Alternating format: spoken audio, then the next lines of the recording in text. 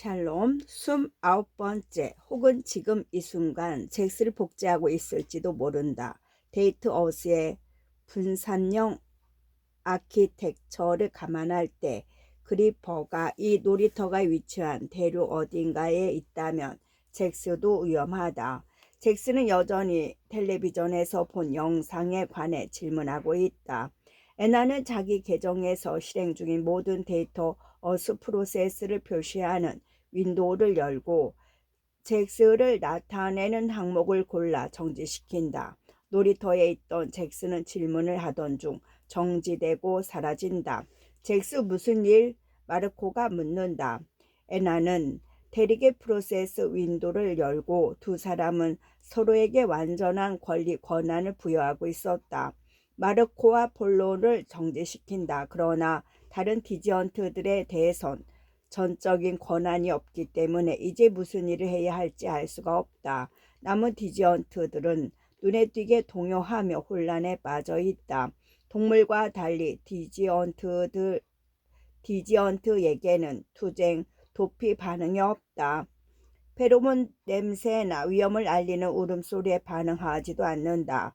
겨울 뉴런 유사체는 있다. 이것은 학습이나 교류에는 도움이 되지만 동시에 방금 본 광경 때문에 이들이 고통스럽다는 사실을 의미한다. 놀이터로 자기 디지언트를 데려온 사람들은 디지언트들에게 낮잠을 재울 수 있는 권리를 애나에게 주었지만 자는 동안에도 그들의 프로세스는 실행되기 때문에 복제에 대한 위험성은 여전히 있다. 애나는 디지언트들을 주요 대륙에서 떨어진 작은 섬으로 이동시키기로 한다.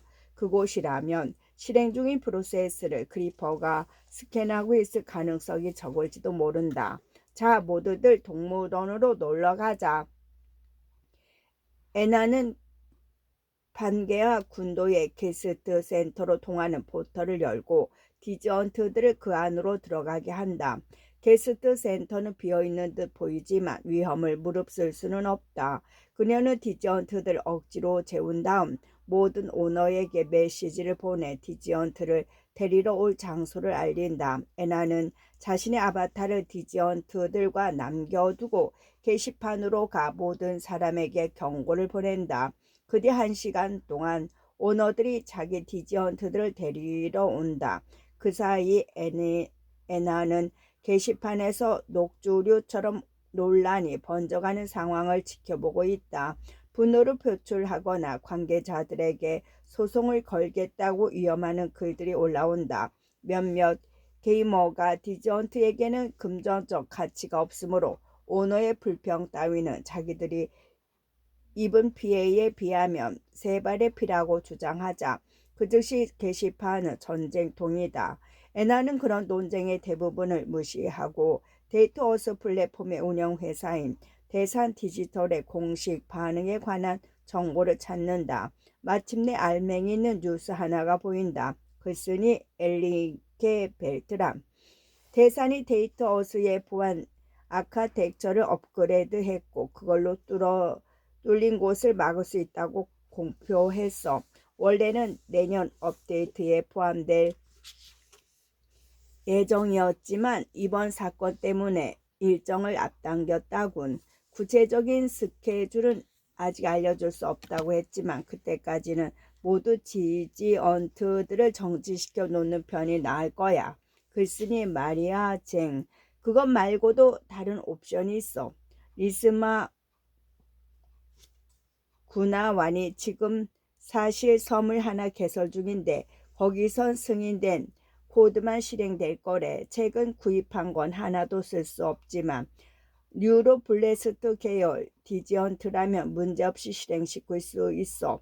게스트 목록에 포함되고 싶은 사람은 리스마한테 연락해봐. 애나는 리스마에게 가입 요청을 보내자 섬이 준비되는 대로 연락하겠다는 자동 답변이 돌아온다. 애나는 계정에서 데이터어스 환경에 로컬 인스턴트를 돌릴 수 있도록 설정해 놓지는 않았다. 하지만 다른 선택지가 하나 있다. 애나는 1시간을 들여 그녀의 컴퓨터에서 뉴로프로스트 엔진의 로컬 인스턴스가 돌아가도록 설정을 변경한다. 데이터 어스에 포털이 없기 때문에 세이브된 잭스의 기록을 직접 로딩해야 하지만 이내 잭스를 로봇 웹피에 넣어 실행할 수 있다. 텔레비전 꺼. 잭스는 주위 환경이 변했다는 것을 깨닫고 말을 멈춘다. 무슨 일? 이제 괜찮아, 잭스. 잭스가 자기가 입고 있는 몸을 본다. 나 바깥 세상에 있어. 그리고 애나를 본다. 나 정지시켰어? 응, 미안해. 안 그럴 거라고 말할 걸 알지만 그럴 수밖에 없었어. 푸념하듯 잭스가 묻는다. 왜? 애나는 자신이 로봇의 몸체를 얼마나 꼭 껴안고 있는지 깨닫고 당황한다. 너를 지키려고. 한 달 후 데이트 어서는 보안 업그레이드를 실시한다. 정보 자유 전선은 모든 종류의 자유에는 남용의 위험이 있다면서 자기들이 공개한 정보를 가지고 크리퍼들이 무엇을 하든 그것은 자기들 책임이 아니라고 발뺌하지만 곧 다른 프로젝트로 활동 목표를 변경한다.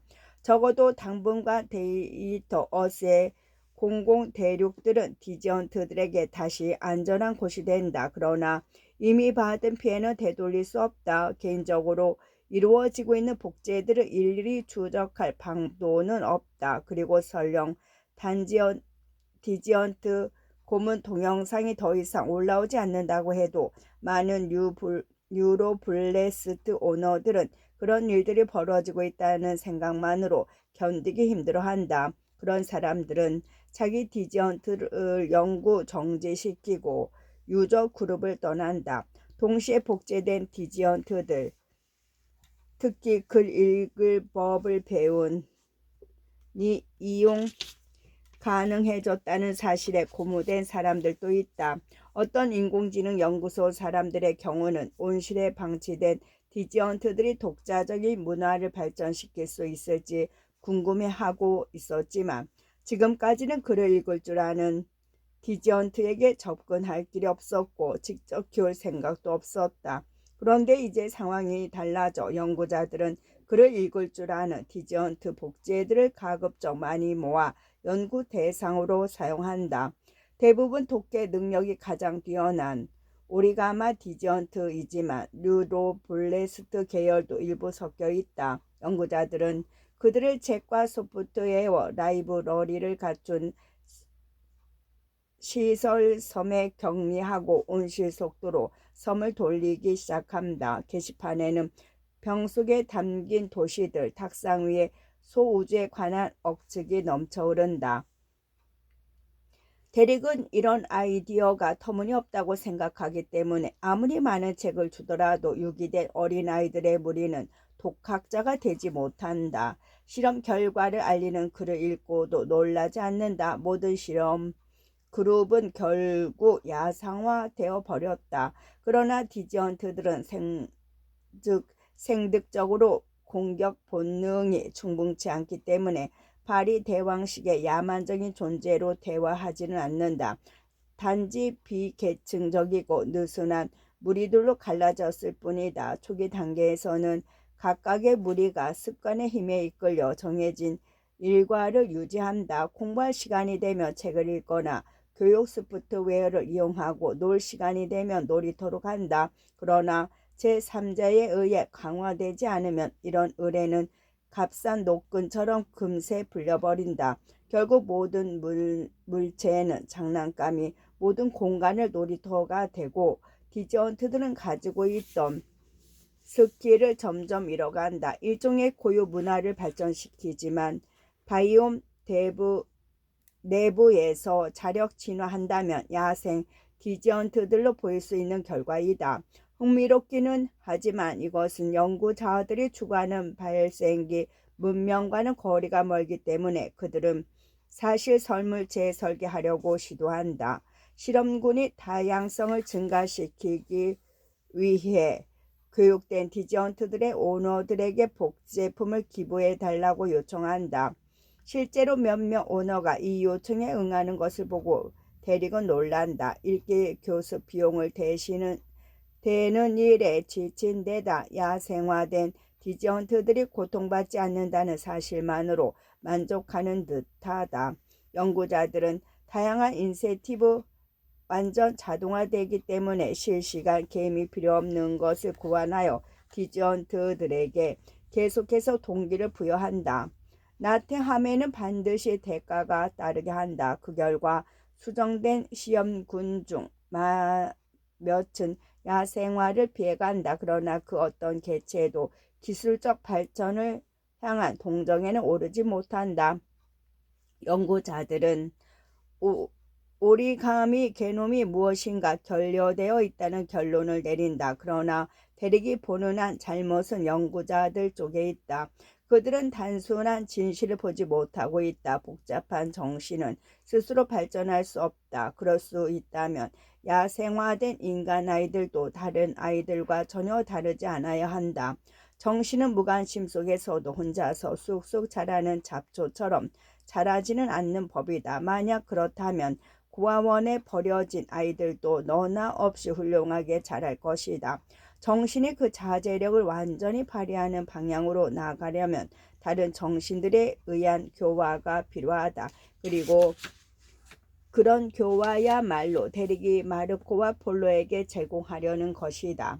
마르코와 폴로는 이따금 말싸움을 벌이지만 오랫동안 서로에게 골을 내는 경우가 없다. 그런데 며칠 전 둘은 마르코가 폴로보다 먼저 생성됐다는 사실에 공평한지 여부를 놓고 다툼을 시작했고 무슨 이유에서인지 싸움은 진정되기는커녕 오히려 악화됐다. 그 일이 있은 후 두 디지언트는 거의 말을 나누지 않았다. 그래서 두 명이 나란히 다가오는 것을 본 대릭은 내심 안도한다.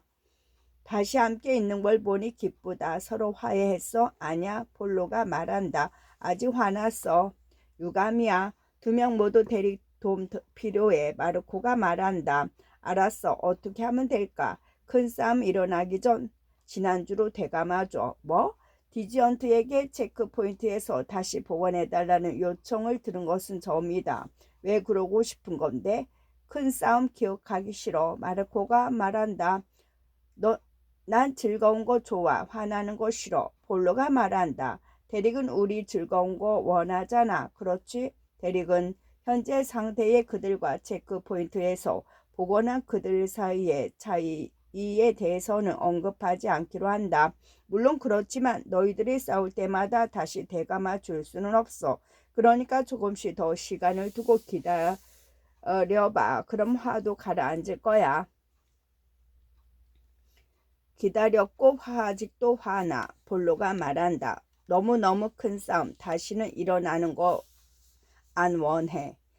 최대한 달래듯이 대릭이 말한다. 이미 일어나 버린 일이야. 자기 힘으로 그걸 처리해야 해. 아니야. 폴로가 외친다. 난 화 많이 나. 대릭이 고쳐줘. 왜 우리가 계속 화나는 거 원해? 마르코가 묻는다.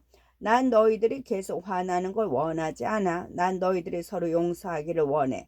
하지만 그러지 못할 경우에는 그걸 받아들이고 사는 수밖에 없어. 나를 포함해서. 이제 델릭한테도 화나. 폴로가 말한다.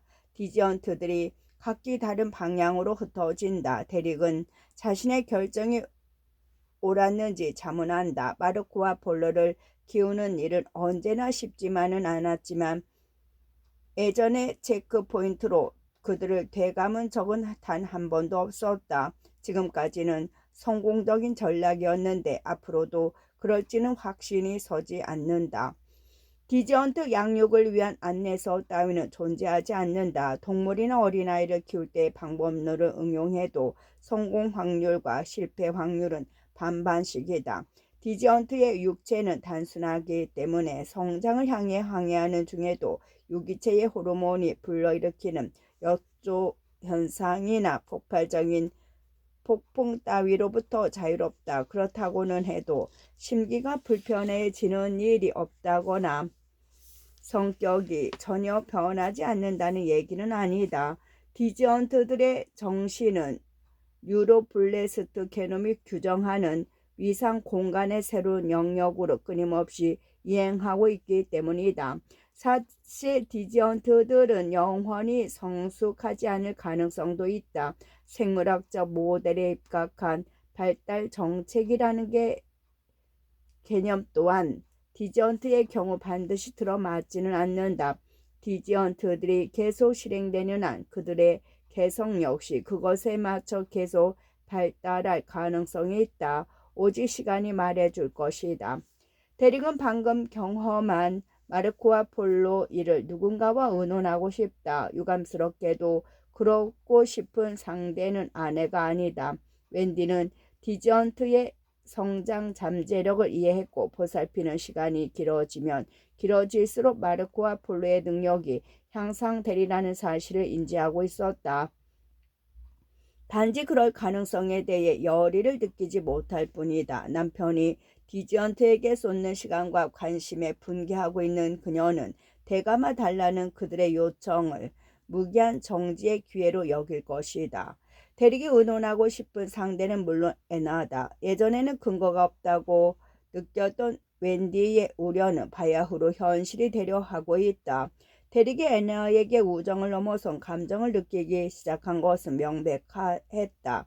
물론 그 때문에 웬디와의 관계에 금이 간 것은 아니다. 사실 그가 애나에게 느끼는 감정은 원인이라기보다는 결과에 가깝다.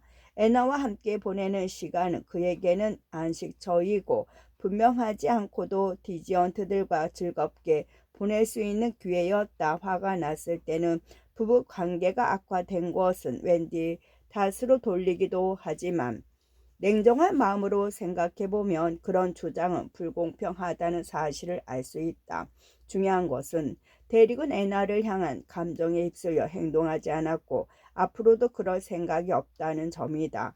그러니까 집중해야 할 일은 디지언트들과 관련해서 웬디와 타협점을 잡는 일이다. 그럴 수만 있다면 애나라는 존재의 유혹도 추스를 수 있을 것이다. 그때까지는 애나와 함께 지내는 시간을 줄일 수밖에 없다. 이것은 결코 쉬운 일이 아니다. 디지언트 오너들의 커뮤니티가 얼마나 좁은지를 감안하면 애나와의 소통은 피할 수 없다. 그리고 이런 문제가 있다고 해서 마르코와 볼로가 고통을 겪게 내버려 줄 순 없다.